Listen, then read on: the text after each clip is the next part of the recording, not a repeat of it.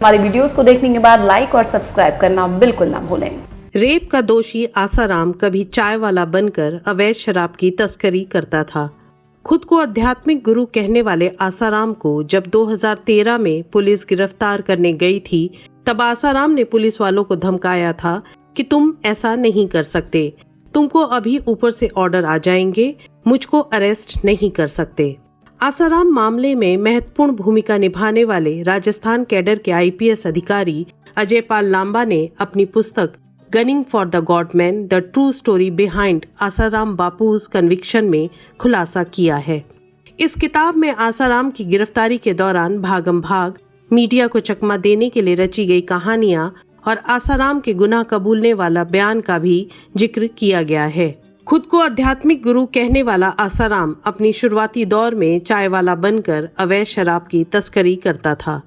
किताब में इस बात का भी जिक्र है कि आसाराम एक तरह का सेक्स एडिक्ट था और हर रात नई लड़कियों की डिमांड करता था। किताब में अजय पाल लांबा द्वारा सख्ती से पूछताछ के दौरान आसाराम और पुलिस के बीच बातचीत का भी जिक्र है। लांबा ने सख्त टोन में आसाराम से पूछा कि बाबा, तू ये बता कि ये सब क्या कर डाला तूने। इसके जवाब में बाबा ने चौंकाऊ बयान दिया कि हाँ, मैंने गलती कर दी मैंने। जब बाबा ने लांबा को ऊपर से प्रेशर डलवाने की धमकी दी तो लांबा ने अपना फोन बंद कर दिया। ये मामला नाबालिग बच्ची से जाति का था, सो लांबा बाबा को कोई रियायत देने के मूड में नहीं थे। लांबा ने अपनी पुस्तक में इस बात का भी जिक्र किया है। अजय पाल लांबा ने किताब में जिक्र किया कि आसाराम खुद को नपुंसक साबित करके इस पूरे मामले से बचना चाहता था।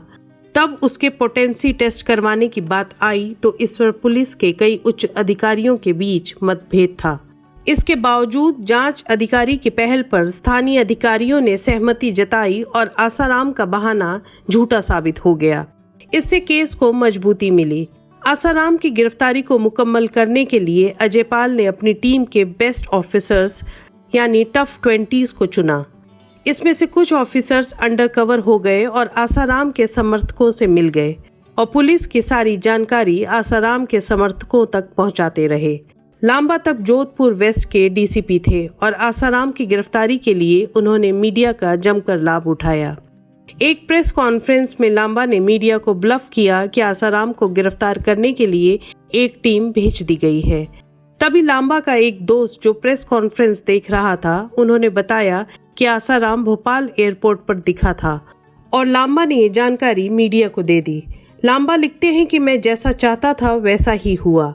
मीडिया भोपाल में आसाराम के मूवमेंट पर नजर रखने लगी और जो जाल पुलिस ने बिछाया था उसमें आकर आसाराम फंस गया। इंदौर से आसाराम को गिरफ्तार कर लिया गया। दिल्ली में रेप का मुकदमा दर्ज होने के 10 दिन के अंदर आसाराम गिरफ्तार कर लिया गया था। 2018 अप्रैल में जोधपुर स्पेशल कोर्ट ने आसाराम को एक नाबालिग लड़की के साथ रेप का दोषी पाया और पॉस्को कानून के तहत आजीवन कारावास यानी मृत्यु तक की सजा 1 लाख रुपए जुर्माने के साथ सुनाई गई। 2013 में आसाराम के खिलाफ बलात्कार का मामला दर्ज करवाने वाले शाहजहांपुर निवासी पीड़िता का परिवार आसाराम का अंधभक्त था। पीड़िता के पिता ने अपने खर्चे पर शाहजहांपुर में आसाराम का आश्रम भी बनवाया था। अपने 2 बच्चों को संस्कार सिखाने हेतु आसाराम के छिंदवाड़ा स्थित गुरुकुल में पढ़ने को भेजा था। आसाराम ने उनकी 16 वर्षीय बेटी को ठीक करने के बहाने अपनी कुटिया में रात को बुलाया और उससे रेप किया। बलात्कार का दोषी आसाराम अप्रैल 1941 में पाकिस्तान के सिंध के बैरानी गांव में पैदा हुआ था। आसाराम का असली नाम असुमल हरपलानी है और सिंधी व्यापारी परिवार से संबंध रखने वाले आसाराम का परिवार 1947 में भारत पाकिस्तान विभाजन के बाद अहमदाबाद में आकर बस गया था। 60 के दशक में आसाराम ने लीला शाह को अपना आध्यात्मिक गुरु बनाया, जिन्होंने असुमल की जगह उसका नाम आसाराम रख दिया। 1972 में साबरमती नदी के किनारे अहमदाबाद से करीब 10 किलोमीटर दूर मुटेरा में अपनी कुटिया बनाकर आसाराम ने अपना आध्यात्मिक प्रोजेक्ट की शुरुआत की। आसाराम ने देसी दवाइयों, भजन कीर्तन और प्रवचन से बिछड़े गरीब और आदिवासी समूह को टारगेट कर उनमें अपना प्रभाव बढ़ाना शुरू किया। प्रवचन के बाद प्रसाद के नाम पर मुफ्त भोजन ने भी आसाराम के भक्तों की संख्या बढ़ाने में महत्वपूर्ण भूमिका निभाई। आसाराम दिन दुनी रात चौगनी तरक्की करने लगा और उसने अपने 4 करोड़ अनुयायियों के साथ देश विदेश में 400 आश्रमों का साम्राज्य खड़ा कर लिया। माना जाता है कि आश्रमों के अलावा आसाराम की 10,000 करोड़ रुपयों की संपत्ति भी है। आसाराम का राजनीतिज्ञों में भी खासा प्रभाव था। इससे आसाराम को लगा कि कानून की गिरफ्त में वो कभी नहीं आ सकता।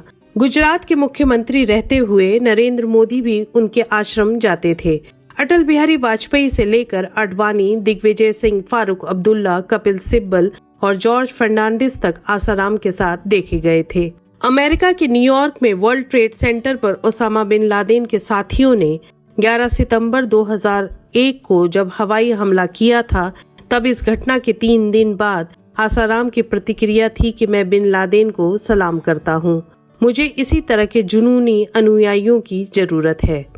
जुलाई 2008 में आश्रम में बच्चों की बलि से उठे जनाक्रोश के बाद प्रधानमंत्री नरेंद्र मोदी ने आसाराम से दूरियां बना ली थीं। 2012 में जब गोधरा में आसाराम एक हेलीकॉप्टर दुर्घटना में बाल बाल बचा, तो तत्कालीन भाजपा अध्यक्ष राजनाथ सिंह ने इसे संत की दैवीय शक्तियों का चमत्कार बताया था। नेताओं के अलावा नौकरशाहों में भी आसाराम का बड़ा प्रभाव था। गुजरात के डीआईजी डीजी वंजारा ने नौकरशाहों में आसाराम का प्रभाव बढ़ाने में बहुत मदद की थी। वंजारा से नजदीकी का पूरा फायदा आसाराम ने उठाया। यौन शोषण, विभत्स तांत्रिक क्रियाएं, डराने धमकाने जैसे आरोपों से चर्चा में आए आसाराम ने कभी तांगा चलाया था तो कभी सड़क के किनारे चाय बेचने के धंधे के साथ अहमदाबाद के मणिनगर में अवैध शराब का धंधा भी किया। भगवान बनने का सपना पालने वाला आसाराम विलासिता का जीवन जी रहा था, लेकिन उसे हमेशा ये डर सताता था कि कहीं कोई उसकी किसी युवा महिला के साथ फिल्म न बना ले। इसीलिए वो जिस कमरे में कुकर्म को अंजाम देता था, उस कमरे में पंखा नहीं रहने देता था, जिससे छत पर लगे पंखे में कोई कैमरा न लगा दे। हर रोज आसाराम 3 घंटे की मालिश और गुलाब से सुगंधित जलों में घंटों स्नान करता था। नहाने के लिए केसर से बने साबुन का इस्तेमाल करता था। युवा लड़कियां आसाराम की कमजोरी थीं। भजन कीर्तन के दौरान वो जो लड़की पसंद आती थी उसकी ओर कोई फल या कैंडी फेंक देता था। लड़कियों के साथ यौन शोषण करने पर आसाराम का कहना था कि वो भगवान है और वो जो कुछ भी करता है वो भगवान का कार्य ही होता है। हमारी वीडियोस को देखने के बाद लाइक और सब्सक्राइब करना बिल्कुल ना भूलें।